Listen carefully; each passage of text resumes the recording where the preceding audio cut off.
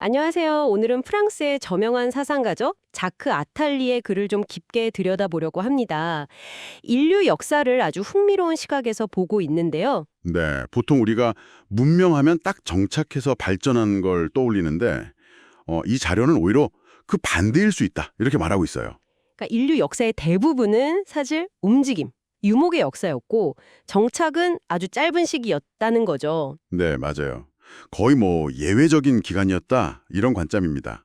그래서 오늘 이 유목이라는 키워드로 인간 본성이나 문명의 뿌리를 한번 파헤쳐 보려고 해요. 네, 좋습니다. 당신께서도 이 이야기 속에서 어떤 새로운 통찰을 발견하실지 같이 한번 찾아가 보시죠. 먼저 아탈리는 인간이 그 두 발로 걷기 시작했을 때부터 이미 본질적으로 이동하는 존재였다. 이렇게 봐요. 그렇죠.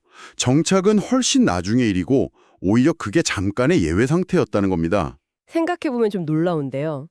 우리가 아는 불이라던가 예술, 종교, 심지어 민주주의 같은 중요한 발명들 있잖아요. 네네. 이런 것들도 다 유목민들이 이동하면서 만들어낸 거다. 이런 분석이에요. 여기서 정말 흥미로운 지점이 우리가 당연하게 생각하는 뭐 국가나 민족 같은 거요. 네. 이런 개념들도 사실은 유목 민족들의 대규모 이동, 또 서로 막 뒤섞이는 과정에서 생겨났다는 거예요. 아, 이동과 혼합이요? 네. 자료에 보면 뭐 게르만족, 슬라브족, 훈족, 몽골족 이런 민족 이동이 없었다면 지금의 유럽 모습은 아예 달랐을 거라는 거죠. 하긴 그렇겠네요. 심지어 프랑스, 러시아, 스페인 같은 나라 이름 자체가 옛날에 그 땅을 정복했던 유목민족 이름에서 왔다는 거. 이거 꽤 재미있는 사실 아닌가요? 아, 정말 그렇군요. 근데 이제 농업이 시작되면서 상황이 바뀌잖아요? 네, 그렇죠. 땅이 이제 묶이기 시작한 거죠. 정착 생활이 시작되면서 그때부터 유목민과의 갈등이 본격화됩니다. 정착한 사람들은 이제 선벽을 쌓고 국가를 만들고 끊임없이 돌아다니는 유목민들을 좀 경계하고 통제하려고 했던 거군요. 네, 맞아요. 이 부분을 좀 더 크게 보면요. 역사는 결국 이 정착하려는 힘하고 계속 이동하려는 힘, 이 두 세력 간의 끊임없는 충돌과 순환의 역사였다는 거예요. 아, 충돌과 순환. 네, 물론 몽골 제국처럼 유목 세력이 어마어마한 힘을 보여주기도 했지만 결국에는 뭐 화약이나 총 같은 거요. 네네. 이런 정착민의 기술 발전이 힘의 오히를 가져오기도 했고요. 그래서 아탈리는 어쩌면 국가라는 시스템 자체가 뭐랄까 이런 인간의 유목적 본능을 억누르고 또 계속 이동하는 사람들, 상인이나 예술가, 사상가들에 대한 어떤 두려움 위에 세워진 게 아닐까 이런 질문도 던져요. 꽤 도발적인 질문인데요. 시간이 흘러서 이번에는 상인이나 탐험가들이 주도하는 새로운 형태의 유목주의가 등장한다고요? 네, 그걸 이제 상업적 유목주의라고 부르는데 아탈리는 크게 세 번의 세계화 물결로 나눠서 설명합니다.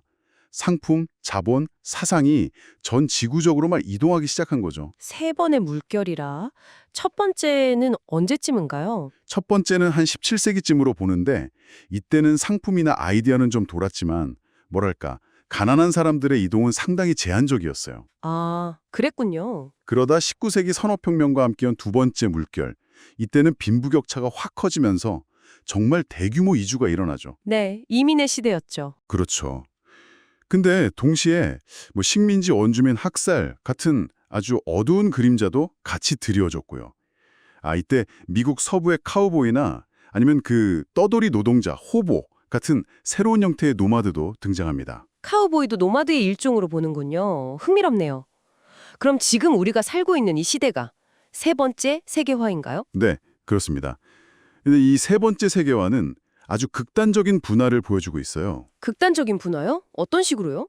한쪽에는 전 세계를 자기 무대처럼 누비는 사람들이 있죠.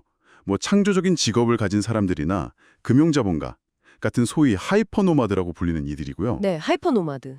다른 한쪽에는 정반대로 이주민, 난민, 노숙자처럼 정말 사회 기반 시설의 가장자리에서 불안정하게 떠도는 인프라 노마드가 있다는 겁니다. 아, 하이퍼노마드와 인프라노마드. 모든 게 되게 유동적이고 불안정한 시대가 된 것 같다는 느낌이 드네요. 이게 우리한테 뭘 의미하는 걸까요? 그러니까 이 상업적 유목주의가 개인에게는 정말 엄청난 자유를 준 것처럼 보이지만 그 이면에는 극심한 불안정성, 또 관계의 어떤 피상성, 치열한 경쟁, 그리고 아주 깊은 고독감 같은 그림자가 있다는 거죠. 자유의 대가 같은 거군요. 네. 근데 여기서 또 흥미로운 건 이 하이퍼노마드들이요. 최고의 자유를 누리는 것 같으면서도 오히려 움직이지 않을 권리, 그러니까 정착하고 안정되고 싶다는 갈망을 느낀다는 거예요. 아, 역설적이네요. 그렇죠. 반면에 인프라 노마드들은 정말 가난과 폭력에 그대로 노출되면서 사회 갈등의 어떤 핵심 요인이 되고 있고요. 아탈리는 심지어 현대 사회의 비만 문제나 약물 중독 같은 현상 있잖아요. 네. 이것조차도 어쩌면 이런 끝없는 이동과 불안정에 대한 우리 놈의 무의식적인 저항일 수도 있다. 이렇게까지 해서 그래요. 와, 비만이나 중독까지 연결짓는 건 정말 새로운 시각인데요. 그럼 아탈리는 미래를 좀 어떻게 보고 있나요? 약간 비관적인 느낌도 드는데요. 네, 사실 좀 어둡게 보는 경향이 있습니다. 마지막 남은 어떤 정책민 제국이라고 할 수 있는 미국과 또 다른 새로운 형태의 유목 세력들, 예를 들면 시장 그 자체라던가 특정 종교 세력, 아니면 민주주의라는 이념 같은 것들 사이에서 아주 큰 충돌이 벌어질 거라고 예측해요. 제국과 새로운 유목 세력의 충돌이라 굉장히 혼란스러울 것 같은데요. 네, 상당한 혼란을 예상합니다. 근데 바로 그 지점에서 중요한 질문을 던지는 거죠. 과연 이 혼란 속에서 인류가 뭔가 새로운 단계로 나아갈 수 있을까? 희망은 있는 걸까요? 아탈리는 여기서 트랜스휴먼이라는 개념을 조심스럽게 제시합니다. 이게 공상과학 소설처럼 들릴 수도 있는데 핵심은 그게 아니고요. 네. 정착민이 가진 어떤 안정성의 가치와 유목민이 가진 개방성, 이 둘을 균형 있게 갖춘 새로운 삶의 방식을 말하는 거예요. 아, 정착과 유목의 균형이군요. 네. 여러 문화나 정체성을 서로 존중하고 받아들이면서 이동과 정착 사이에서 어떤 연대, 환대, 그리고 책임감을 실천하는 존재. 그런 존재가 바로 트랜스휴먼이라는 거죠. 도시 역시 이런 다양한 사람들을 품어안는 오아시스 같은 공간이 되어야 한다고 주장하고요. 오아시스 같은 도시라 멋진 표현이네요. 오늘 자크 아탈리의 자료를 통해서 유목이라는 어떻게 보면 익숙하면서도 또 낯설 렌즈로 인류의 과거와 현재 그리고 미래까지 한번 쭉 훑어봤습니다. 당신의 삶 속에는 어떤 유목적인 면과 정착적인 면이 공존하고 있는지 한번 생각해 보시는 것도 좋을 것 같아요. 네, 그렇죠. 아탈리는 우리가 첨단 기술만 볼 게 아니라 아주 오래된 원시 부족들의 지혜 속에서도 미래를 살아갈 실마리를 찾아야 한다고 강조하거든요. 과거의 지혜에서도요. 네, 어쩌면 우리 안에 있는 그 끊임없이 움직이려는 본능하고 또 한 곳에 뿌리 내리고 싶어하는 마음, 이 둘 사이에서 어떻게 균형을 잡아나갈 것인가, 이게 앞으로 시대를 살아가는 우리 모두에게 주어진 중요한 숙제가 아닐까 싶습니다. 오늘 나눈 이야기들이 당신에게 어떤 새로운 생각의 씨앗을 뿌렸기를 바랍니다.